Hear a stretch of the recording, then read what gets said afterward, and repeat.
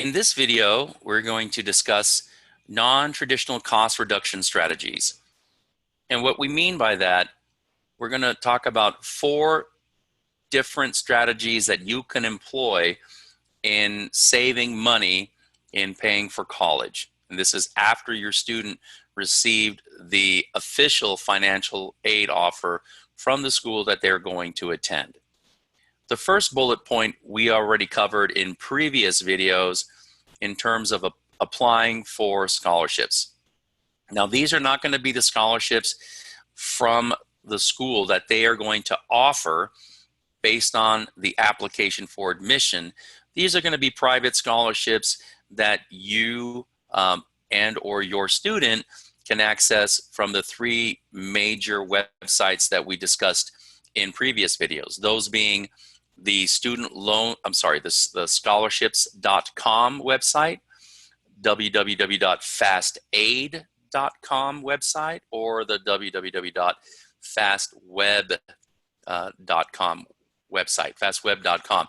Those 3 major scholarship websites will help your student apply for outside private scholarships that they can use to pay for their college tuition, fees, or anything else they need.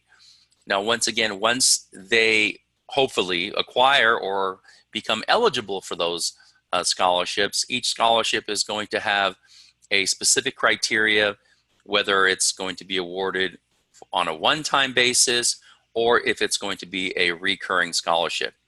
So even though you may not have received all of the financial aid that you would have liked to after the application of admission was granted, and once the official financial aid offer was issued to your student, private scholarships are a great way to supplement your cost for college, or help reduce it, I should say.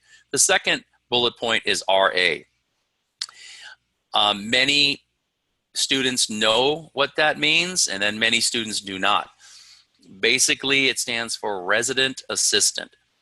This goes back to, back in the olden days where this was the hall monitor walking around with a, let's say, to make sure that, the hallway or the dorms were maintained and there wasn't any tomfoolery going on. So they would maintain basically the dorm. Now, and currently, many times, and the different colleges that I've visited and or toured, the resident assistant basically sits behind a glass door and just buzzes kids in, because nowadays many of the dorms and many public and private colleges are actually co-ed. So, their job is to maintain safety, security, and of course monitor the dorms just like they did back in the olden days. Now, the benefit of an RA is that if you are fortunate enough to become a resident assistant, your room and board is paid for by the respective college. So if your room and board is $15,000 a year, that is now absorbed by the RA job, and that will save your parents $15,000 a year. The criteria is many schools only allow RAs to apply starting sophomore year. So in the best case scenario, if you become an RA, you're eligible to receive the room and board discount sophomore, junior, senior year.